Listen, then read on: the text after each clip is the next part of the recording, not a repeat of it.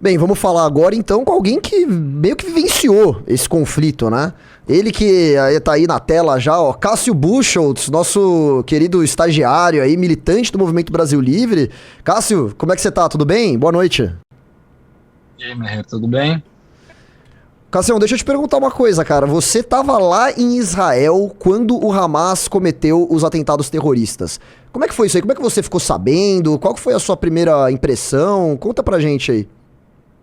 Então, foi engraçado que a noite anterior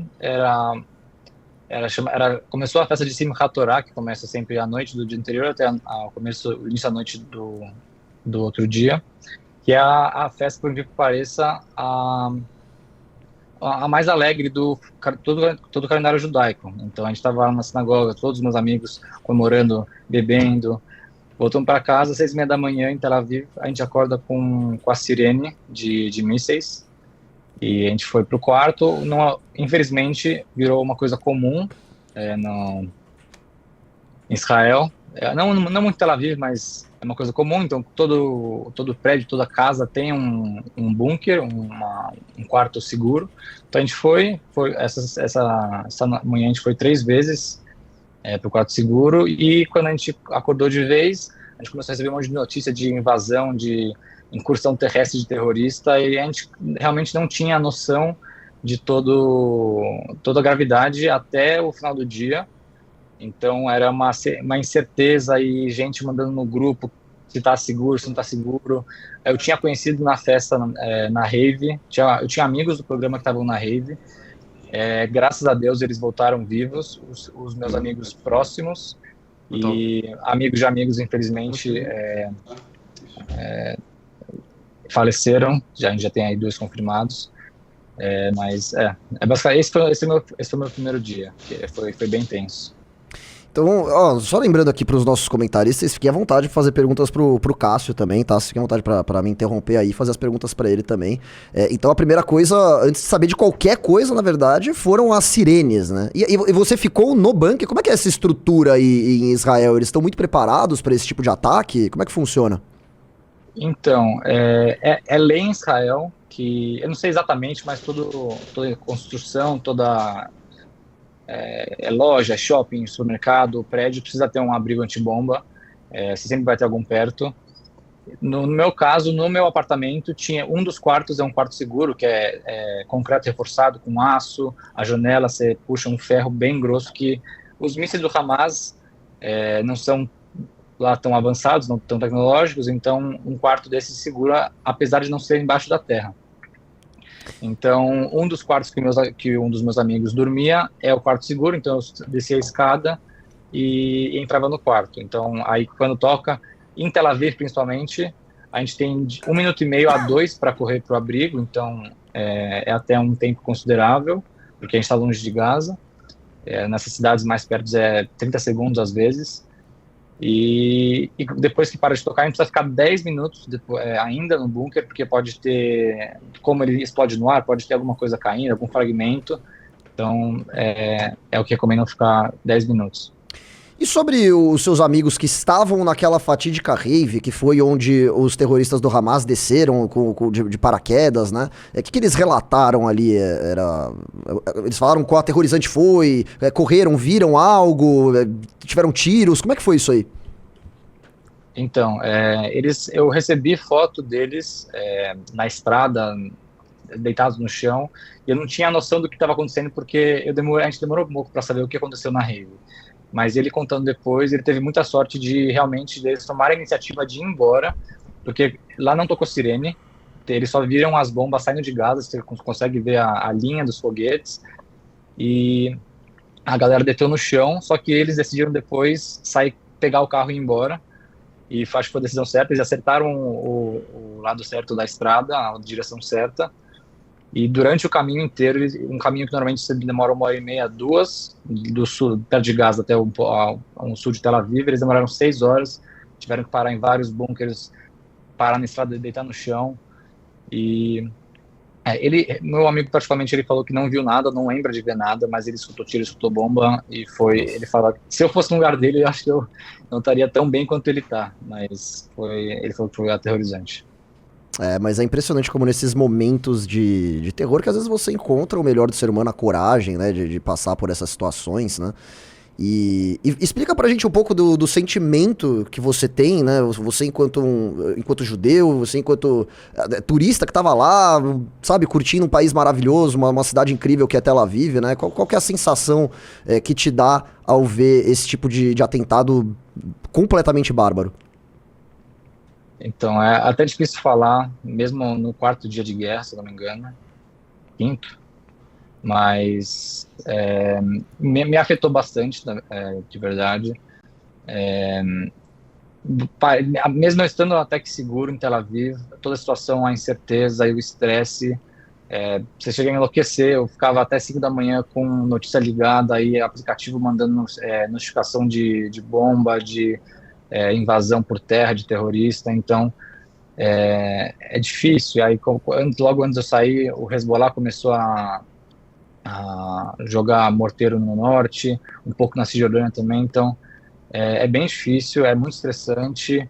Eu fiquei muito tocado, principalmente, porque eu tenho amigos que estão indo servir, são reservistas, estão indo servir na fronteira, tenho família lá, então é difícil, e eu acho que eu consigo falar por todos os judeus, mesmo que não esteja lá, que todo mundo conhece alguém lá, pelo menos, conhece alguém que está servindo. Agora eles convocaram mais 300 mil reservistas, então é difícil, e todo dia a gente recebe mais nomes de soldados mortos. É difícil. Jota, Renan, vocês querem fazer alguma pergunta pro nosso amigo Cássio? Eu tenho uma sim, boa noite, Cássio. Bom te ter de volta. Lamento o motivo, né?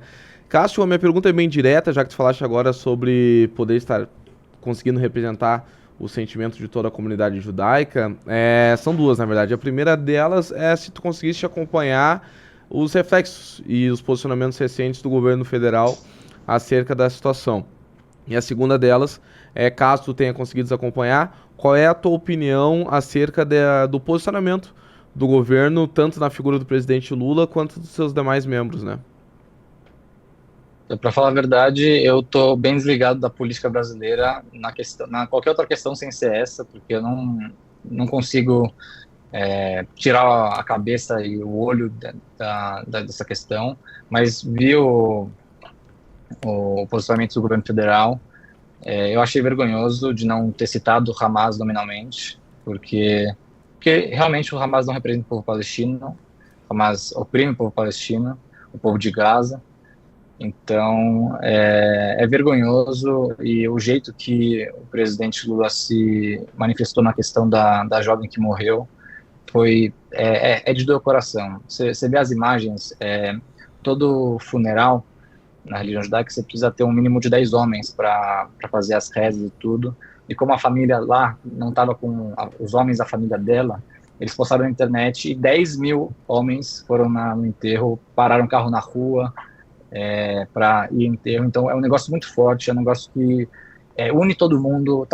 Israel tá passando por uma crise política sem precedentes, e mesmo nesses momentos você consegue ver uma união que você não vê em nenhum outro lugar. Então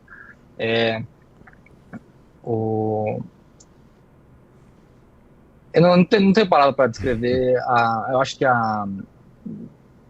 talvez a raiva, a tristeza de ter gente que lidera o país, que representa o país nessa sem citar nominalmente o grupo terrorista que causou tudo isso.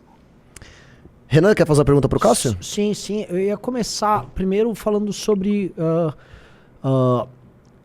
perguntando primeiro se a natureza desse ataque, né? Israel é alvo de ataques terroristas recorrentes, mas aparentemente esse aqui ele foi especialmente perverso, porque ele misturou algo que vem acontecendo já na guerra na Ucrânia, que é uma espetacularização com filmagens em primeira pessoa para recortes em redes sociais.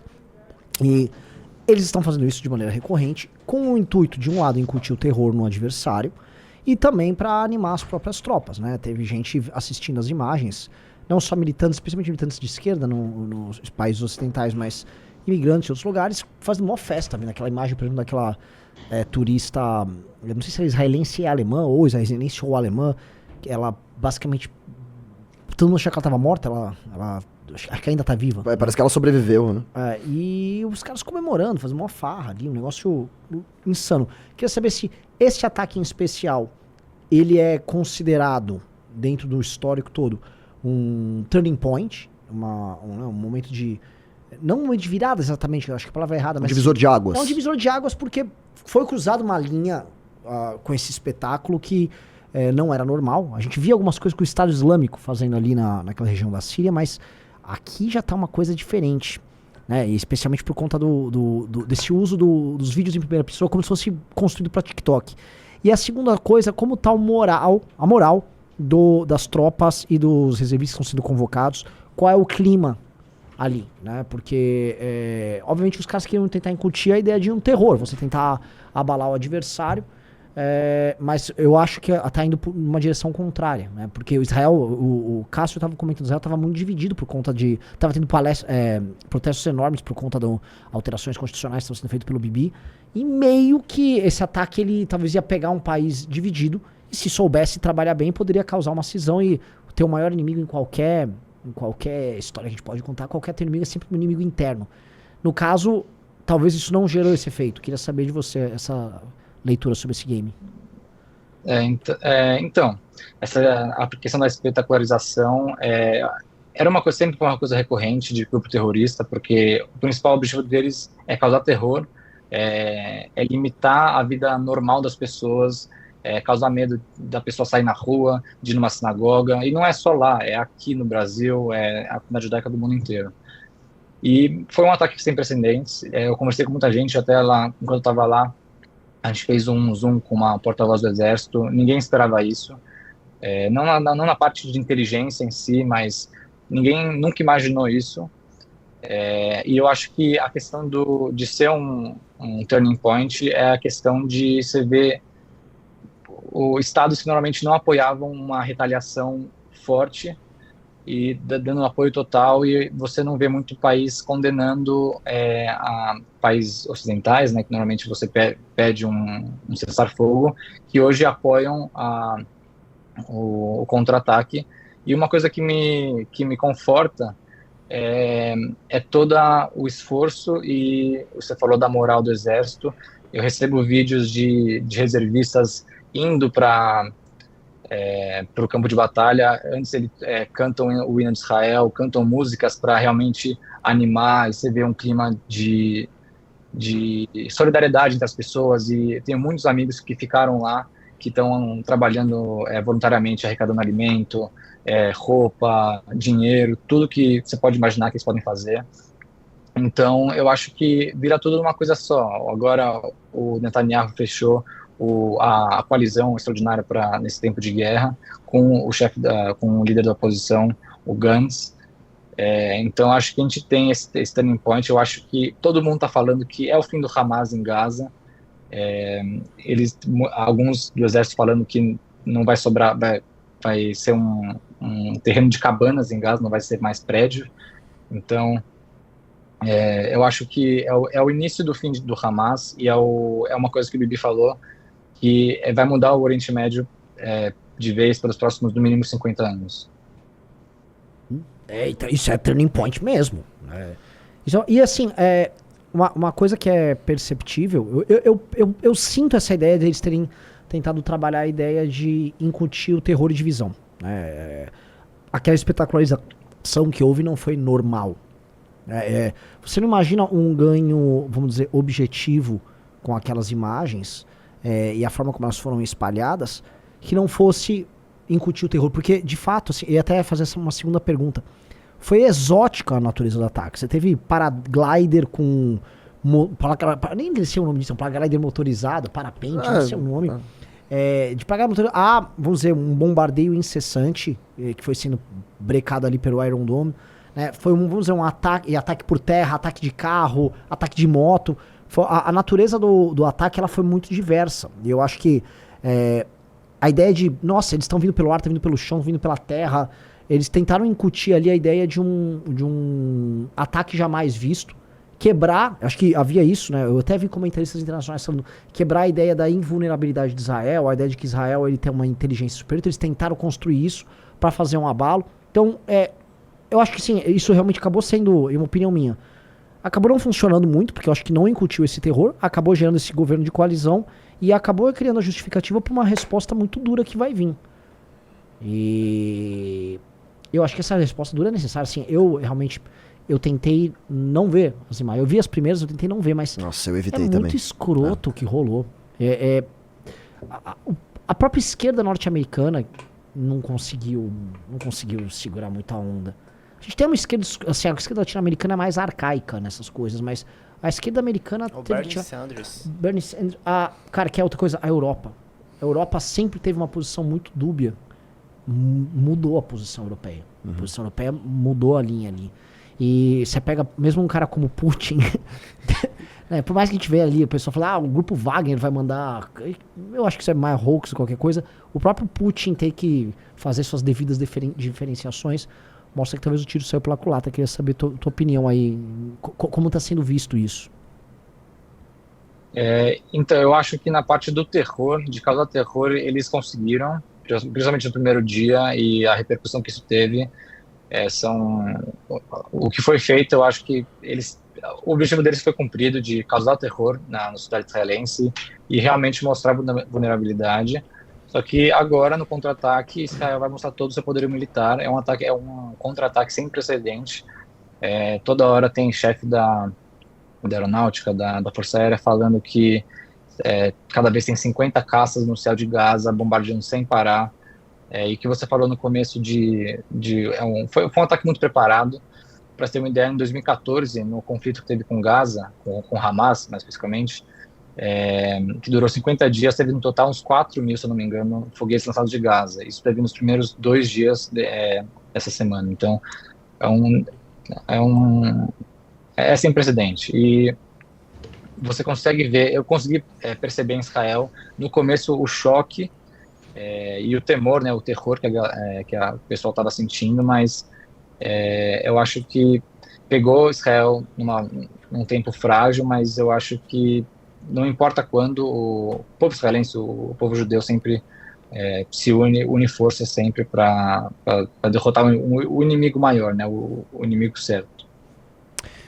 O nosso queridíssimo operador baiano também tá querendo fazer uma pergunta pra você, Cássio. Eu vou passar a palavra pra ele aqui, pra ele abrir a pergunta. Oi, Cássio. Primeiramente, boa noite aí. Eu queria saber como é que foi o processo para você conseguir voltar ao Brasil, se você cogitou pegar aquele avião da FAB, né? Chegou a viralizar o vídeo dos brasileiros cantando o hino nacional. E eu também queria saber como é que tá essa coisa assim, essas pessoas estão pensando em sair de Tel Aviv, pensando em sair do país. Como é que tá essa situação para os estrangeiros saírem de lá? Eu vi que teve algumas cenas em aeroportos também. Queria saber como é que foi esse trâmite. Então, no começo eu não queria ter saído, né? Eu falei com meus pais no sábado, primeiro dia de guerra. Eles não tinham uma ideia como ia ser a guerra. Foi passando tempo, no segundo, terceiro dia. Eu fiz uma inscrição no avião da FAB, só que quando eu percebi que o avião só ia chegar um dia depois que eu saí, e tinha 1.000 inscrições para o primeiro avião que tinha 200 vagas, minha mãe não aceitou, ficou procurando vaga em avião que só tinha passagens que não rolavam, companhias que cancelaram todos os voos. Então, por sorte, alguém desistiu de uma reserva. Minha mãe pegou essa reserva e acabei voltando com o voo comercial. Eu tenho um amigo que voltou com o voo da FAB e falou que a FAB mandou a mensagem muito em cima da hora, mandou 3 horas antes para a galera, e ele não conseguiu levar nenhuma mala, nenhuma bagagem, então só ele com uma mochila. Então, não sei qual o motivo, mas tá aí um ponto meio contraditório, mas e pelo o que eu vi, o aeroporto estava muito cheio, pelo menos na terça. Mas eu sei que gente que se mudou, gente que fez aliar, né, que se mudou para Israel, virou cidadão israelense, não pretende sair. Inclusive, que quem faz aliar, pelo menos com a minha idade, vai para o exército. E muita gente que chama Olê, né? Olê é o novo imigrante. E a galera não pretende sair, é o país deles. Uma hora, a vida tem que voltar ao normal uma hora, mesmo em guerra. Então, acho que é basicamente isso. Bem, Cássio, acho que eu falo por todo o MBL que a gente tá feliz com o seu retorno, mas lamentamos demais aí as circunstâncias dele, né? A gente espera que Israel consiga superar mais esse gigantesco desafio que o povo judaico enfrenta e que você consiga aí, sabe, superar esse trauma, que eu tenho certeza que não é algo fácil de se passar. Mas seja bem-vindo de volta ao Brasil aí, estamos felizes que deu tudo certo com o seu retorno. Então, obrigado pelas declarações, boa noite, grande Cássio. Sim, te Valeu, mandar gente. outro abraço, porque além de colega de MBL, sou também colega de time de futebol do Cássio. Olha aí. Mandar um abraço pros teus pais também, que devem ter passado um aperto muito grande aí, Cássio. Eu voltei para ressuscitar o escrotos. Nosso eterno, nosso sempre artilheiro. Grande Cássio, obrigado, velho. Obrigado, eu.